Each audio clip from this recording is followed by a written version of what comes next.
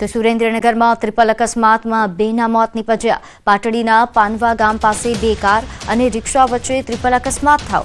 અકસ્માતમાં રિક્ષામાં સવાર બે વ્યક્તિઓના ઘટના સ્થળે મોત થયા અને 4 વ્યક્તિઓ ઇજાગ્રસ્ત થતા તેમને સારવાર અર્થે હોસ્પિટલ ખસેડવામાં આવ્યા। પોલીસે ઘટના સ્થળે પહોંચી તપાસ હાથ ધરી છે।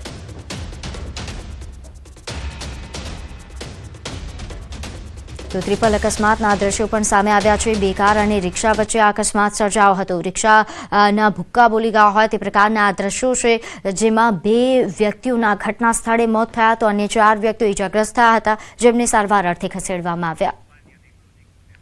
જૂનાગઢમાં 8 મહિના પહેલા વૃદ્ધ મહિલાના ગુમ થવાના મામલે મહત્વના સમાચાર। કૂવામાંથી માનવ અવશેષો મળી આવતા ચકચાર મચી છે।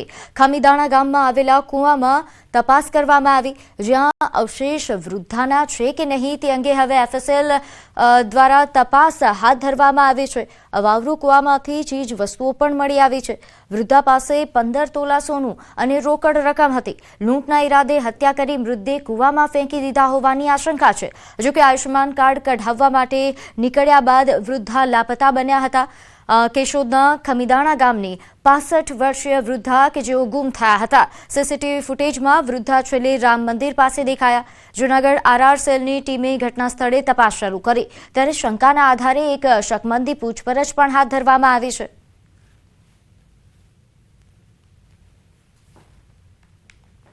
आठ महीना तो गुम था। પછી અમે આ શોધખોળ માટે ઘણી ઓલી રજૂઆત કરી હતી। આ તે બસ 8 મહિના પછી આ બધું ઘરેથી શું કઈ નીકળ્યા હતા? એ આયુષ્યમાન કાર્ડ કઢાવવા। એના પાસે 15 તોલા સોનું હતું અને 2 લાખ રૂપિયા હતા રોકડા। કેશોદના ખમીદાણા ગામમાંથી 8 માસ પહેલા 65 વર્ષીય વૃદ્ધ સુમરીબેન બારૈયા ગુમ થયા હતા અને જેને લઈને અનેક રજૂઆત અને અનેક અરજીઓ છે તે પોલીસમાં કરવામાં આવી હતી તેમને શોધવા માટે, પરંતુ 8 મહિના સુધી સુમરીબેનનો કોઈ પણ પત્તો ન લાગ્યો અને અચાનક જ જૂનાગઢ રેન્જની જે RR સેલની ટીમ છે તેમને માહિતી મળીને તેમના દ્વારા છે તે હાલ જે રીતે શોધખોળ શરૂ કરવામાં આવી છે અને શોધખોળના આધારે જે અવાવરૂ કૂવો છે ખમીદાણા ગામનો, ત્યાંથી જે માનવ અવશેષો છે તે મળી આવ્યા છે કૂવામાંથી। તો બીજી તરફ એક થેલી પણ મળી આવી છે। સુમરીબેન જ્યારે ગાયબ થયા હતા ત્યારે તેમને 15 તોલાથી વધુ સોનાના દાગીના પહેર્યા હતા અને 2 લાખ રોકડા હતા તેવી પણ એક વાત હતી અને જેને લઈને હાલ એક જે થેલી છે તે પણ મળી આવી છે કે થેલીની અંદર દાગીના હોવાની પ્રાથમિક માહિતી છે। તો બીજી તરફ આજે માનવ અવશેષો પણ મળી આવ્યા છે, ત્યારે FSL રિપોર્ટ મોકલ્યા બાદ ખબર પડશે કે તે સુમરીબેનના જ છે કે બીજા કોઈના અવશેષો છે। હાલ આ સમગ્ર મામલે છે તે પોલીસ તપાસ કરી રહી છે। જે RR સેલની ટીમ છે તેમના અધિકારીઓ અહીં ઉપસ્થિત છે અને હાલ એક જે શંકાસ્પદ શખ્સ છે તેની પણ પૂછપરછ શરૂ કરવામાં આવી છે। જ્યારે આ જે કેસ છે તેના પરથી પડદો હવે ગણતરીના દિવસોમાં જ ઉચકી શકે અને એક મોટો ઘટસ્ફોટ થાય તેવી પણ શક્યતા છે। અમાર બખાઈ, ન્યૂઝ 18 ગુજરાતી, કેશોદ। આગળ વાત નવસારીની। અહીં બિલીમોરા નગરપાલિકા પાસે વીજ બિલ ભરવાના પૈસા નથી। DGVCLએ બિલીમોરા નગરપાલિકાને નોટિસ આપી છે। 27 લાખના બાકી વીજ બિલ મુદ્દે અંતિમ નોટિસ આપવામાં આવી છે। વીજ બિલની ભરપાઈ નહીં કરે તો વીજ જોડાણ કપાશે। 3 દિવસમાં બિલ ભરી દેવા અંગે નોટિસ અપાઈ છે। છેલ્લા 4 મહિનાથી વીજ બિલ નથી ભર્યું તેવા પ્રકારની માહિતી સામે આવી। તો વધુ વિગત સાથે મારી સાથે સંવાદદાતા ભાવિન જોડાઈ ગયા છે। ભાવિન, DGVCLએ બિલીમોરા નગરપાલિકાને નોટિસ આપી છે, નગરપાલિકા પાસે વીજ બિલ ભરવાના પૈસા નથી। ભાવિન, બિલીમોરા નગરપાલિકા છે અવારનવાર વિવાદોમાં સંપડાતી રહે છે। ફરીવાર અધિકારીઓના મનસ્વી નિર્ણયને કારણે વિવાદમાં આવી છે।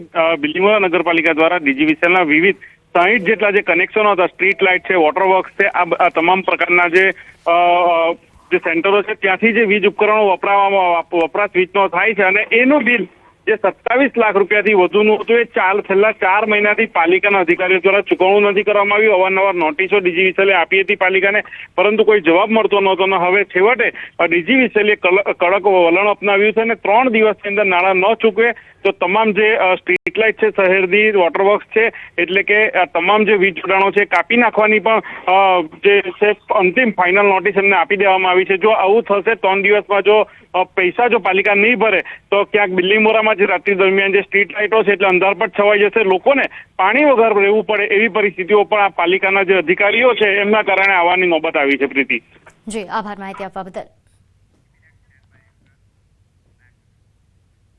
તો મોરબીમાં પશુપાલકોની દાદાગીરી સામે આવી છે. મનપાની ઢોર પકડ પાર્ટીને ધમકી આપી ઢોર છોડાવી લીધા.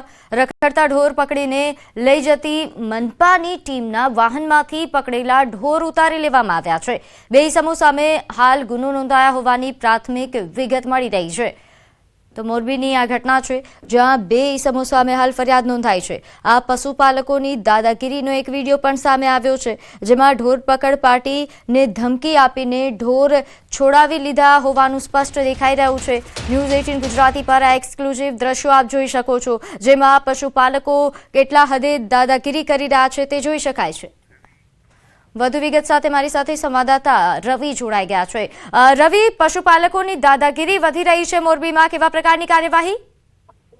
મોરબી મહાનગરપાલિકાની ઢોર પકડ પાર્ટીને ધમકી આપીને બે ઈસમો ઢોર છોડાવી લઈ ગયાની ઘટના સામે આવી છે. રાજુ દેવા રાતડિયા અને વિજય રાતડિયા નામના બે ઈસમો વિરુદ્ધ પોલીસ સ્ટેશનમાં ગુનો પણ નોંધાયો છે. રખડતા ઢોર પકડીને લઈ જતી મહાનગરપાલિકાની ટીમ વાહનમાંથી ઢોર પકડેલા હતા તેમાંથી ઉતારીને લઈ ગયા હતા અને તે પાર્ટી સાથે પણ ઝપાઝપી અને બોલાચાલી કર્યાનો વિડીયો સામે આવ્યો છે, જેને લઈને મહાનગરપાલિકાની ટીમ દ્વારા પોલીસ સ્ટેશનમાં પોલીસ ફરિયાદ નોંધાવવામાં આવી હતી. જી, આ ઉપરાંત રવિ, સવાલ એ પણ છે કે અહીં જે ઢોર પકડ પાર્ટી છે એમાં કેટલા કર્મચારીઓ, કેટલા અધિકારીઓ અહીં હાજર હતા, તેમની સામે જ આ લોકો ઢોર છોડાવી જાય છે, તો સુરક્ષાની કોઈ લઈને વ્યવસ્થા નથી? ઢોર પકડ પાર્ટીની સાથે 4 થી 5 જે તેની ટીમના માણસો પણ સાથે હાજર હતા, તેમ છતાં પણ આ બે માથાભારે શખ્સો ત્યાંથી ઢોર છોડાવીને લઈ ગયા હતા. જી, હવે આગળની કાર્યવાહી તેમના વિરુદ્ધ કેવા પ્રકારની થશે? હાલ તો પોલીસ સ્ટેશનમાં ફરિયાદ નોંધાઈ છે અને પોલીસે આરોપીઓને પકડવા ચક્રો પણ ગતિમાન કરવામાં આવ્યા છે. જી રવિ, અને સાથે રવિ, સવાલ એ છે કે આ પ્રકારની ઘટનાઓ મોરબીમાં અવારનવાર સામે આવતી હોય છે, એવું નથી કે આ પહેલી વાર આવું થયું છે, તેમ છતાં પશુપાલકોમાં કોઈ ડર કેમ નથી? જી, ચોક્કસથી મહાનગરપાલિકાની ઢીલી નીતિના કારણે આ પ્રકારની વારંવાર ઘટનાઓ સામે આવતી હોય છે અને આ તો ત્રીજી ચોથી વખત આ પ્રકારનો કિસ્સો સામે આવ્યો છે, જેને લઈને પણ પ્રશ્ન ઉભા થઈ રહ્યા છે. બિલકુલ રવિ, આભાર માહિતી આપવા બદલ. તો આગળ વાત કરીએ રાજકોટની. અહીં નિવૃત્તિ બાદ પણ લાંચની લાલચ યથાવત દેખાઈ રહી છે. નિવૃત્તિ બાદ પણ લાંચનો મોટો વહીવટ ઝડપાયો છે. એસીબીએ નિવૃત્ત ઇન્સ્પેક્ટર સહિત 3 સામે ગુનો નોંધ્યો. એરિયર્સ બિલ મંજૂર કરવા 50,000ની લાંચ માંગી. એસીબીએ આસિસ્ટન્ટ એકાઉન્ટન્ટ ઓફિસર રવિકુમારની ધરપકડ કરી છે. નિવૃત્તિ બાદ પણ શૈલેષ ચૌહાણ ઓફિસનો વહીવટ કરતા હોવાની વિગત મળી રહી છે. ભુજરમાં રહેતો હતો જૂની રાજકોટની ઓફિસનો આ નિવૃત્ત અધિકારી જે નિવૃત્તિ બાદ પણ વહીવટ કરતા હોવાનું સામે આવ્યું છે. જો કે હવે એસીબીએ તેમના વિરુદ્ધ કાર્યવાહી કરી છે અને તેમને પકડી પાડ્યા છે.